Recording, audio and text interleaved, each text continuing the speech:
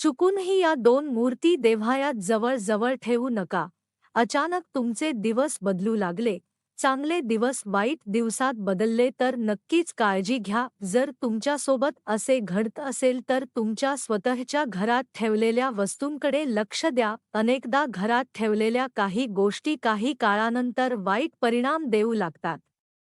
भारतीय वास्तुशास्त्रानुसार घरात काय ठेवू नये आणि काय करू नये हे जाणून घेणे महत्त्वाचे आहे.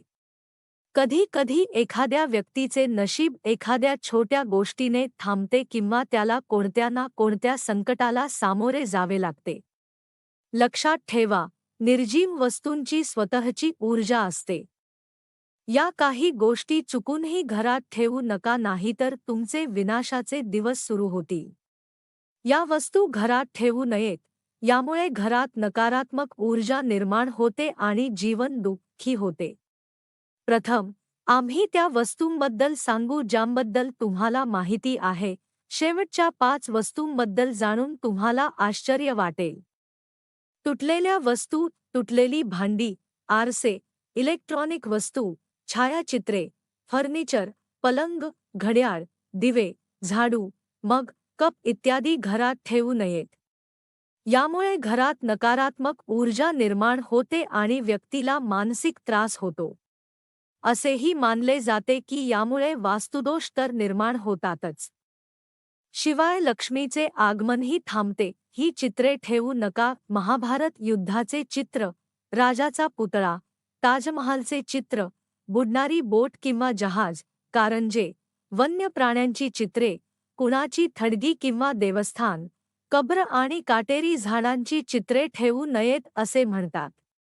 असे म्हणतात की याचा मनावर वाईट परिणाम होतो आणि सतत ही चित्रे पाहिल्याने नकारात्मक भावना निर्माण होतात, ज्यामुळे आपल्या जीवनातील चांगल्या घटना घडणे थांबते. असे म्हणतात की महाभारत हे युद्धाचे चित्र आहे ज्यामुळे घरातील क्लेश वाढतात. नटराजाच्या मूर्तीमध्ये किंवा चित्रात तांडव नृत्य मुद्रेत शिवाचे चित्रण केले आहे, जे विनाशाचे प्रतीक आहे, म्हणून ते घरात ठेवू नये.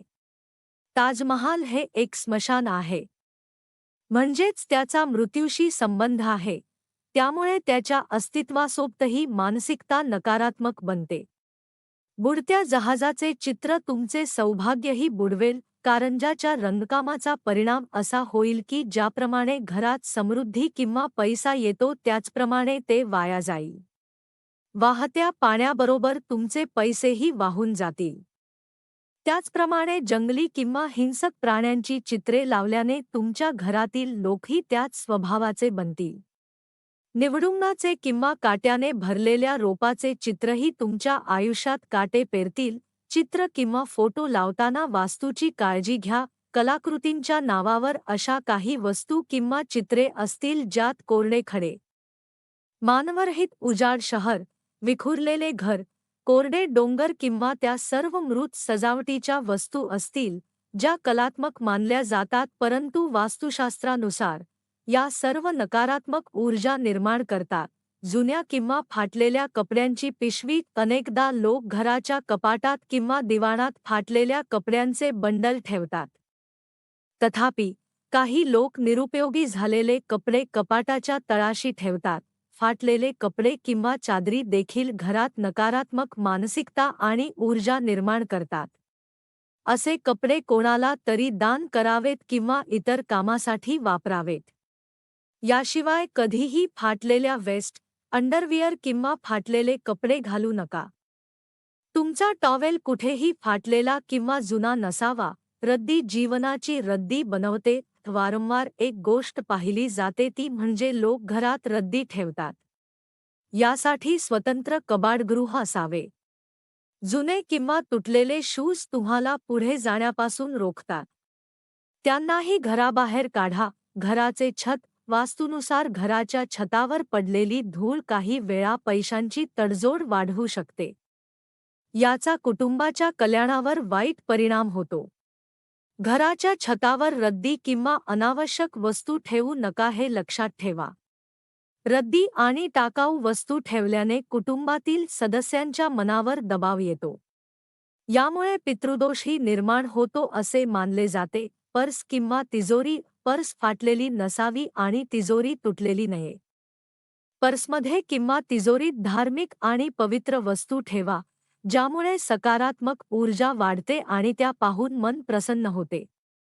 पर्समध्ये 5 वेलची ठेवल्यास आशीर्वाद कायम राहतात. इकडे तिकडे पैसा पैसा ठेवू नका. त्यांना ठेवण्यासाठी जागा नियुक्त करावी. खिशातही पैसा विखुरला जाऊ नये. पर्समध्ये चाव्या किंवा कोणतीही अशुद्ध वस्तू ठेवू नका. पर्समध्ये देवाची चित्रे ठेवू शकता. त्याचप्रमाणे तिजोरीत पैशांव्यतिरिक्त तुम्ही फक्त सोने, चांदी किंवा दागिने ठेवू शकता. चेकबुक, पासबुक, पैशांच्या व्यवहाराची कागदपत्रे, भांडवली गुंतवणुकीची कागदपत्रेही ठेवता येतील. सुपारी, श्रीयंत्र, कुबेर यंत्र इत्यादी देखील ठेवू शकता. देवी देवतांच्या मूर्ती किंवा चित्रे. फाटलेल्या आणि जुन्या चित्रांमुळे किंवा देवीदेवतांच्या तुटलेल्या मूर्तींमुळेही आर्थिक नुकसान होते, त्यामुळे त्या पवित्र नदीत वाहून दिल्या पाहिजेत. याशिवाय घर देवतांच्या चित्रांनी सजवू नये. त्याच्या चित्राची किंवा मूर्तीची संख्या आणि स्थान ठरलेले असते. काही लोक भरपूर मूर्ती गोळा करतात. एकाच देवतेच्या किंवा देवतेच्या 2-2 मूर्ती आणि चित्रे ठेवतात, ज्यामुळे वास्तुदोष निर्माण होतात. याशिवाय आजकाल काही लोक देवांची अशी चित्रे लावतात जी पारंपरिक नाहीत. जसे की भगवान शिव चिलिम पितांना किंवा भयंकर रूपाचा भैरव.